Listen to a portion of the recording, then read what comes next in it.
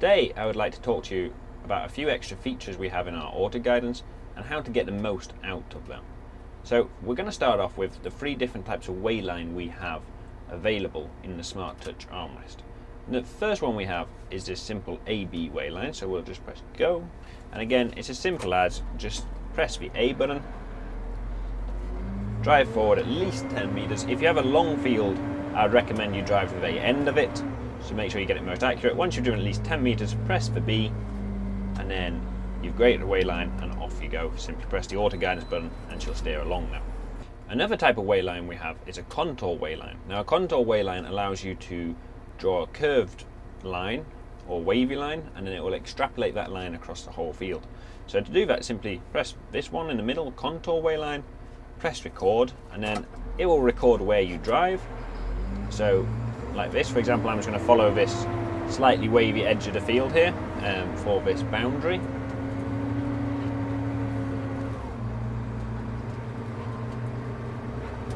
Now once I've driven a certain amount down the field, I'm just going to hit stop, and then you'll see it actually extrapolates that across the whole field, that curve, as you can see there. The third and final type of wayline we have is A plus heading. A plus heading is a very simple thing to create. You just simply put in the angle you'd like to drive at. That will be automatically the angle the tractor is pointing in. Press tick, drop point A from wherever you'd like to start, and it'll immediately create you a wayline. That's really handy for, say, going into a maize field or a field which has been harvested and you just want to cut across the former lines at, say, a 45-degree angle. And then once you've created a wayline, again, same as always, just start driving, press the AutoGuide button, and she steers down it, and off you go.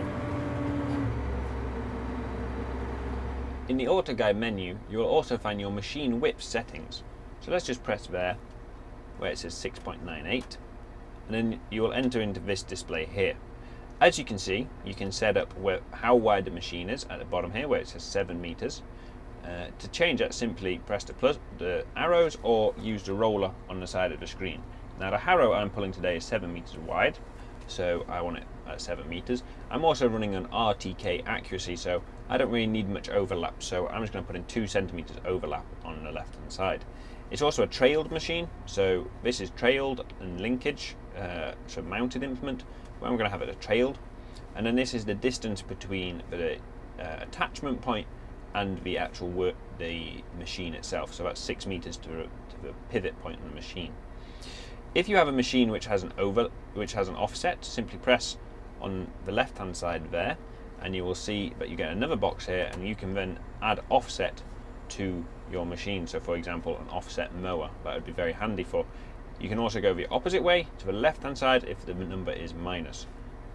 Also, if you have a front mounted machine, you can simply select mounted, and the distance between the front mount and the machine is shown up here.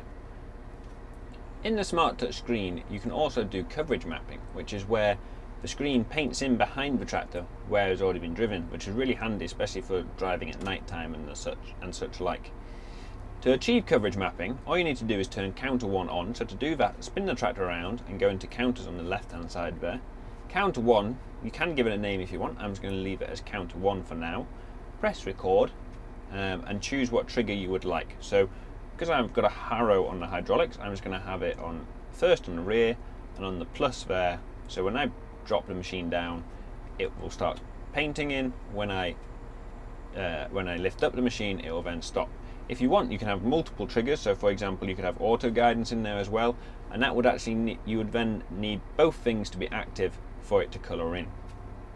Once you've done that, all you have to do is go to your map page, like so, and then as you'll see, once I start driving forward, I'll turn on the auto guidance, and now I'll drop the machine down, and voila, it's already painting in behind me.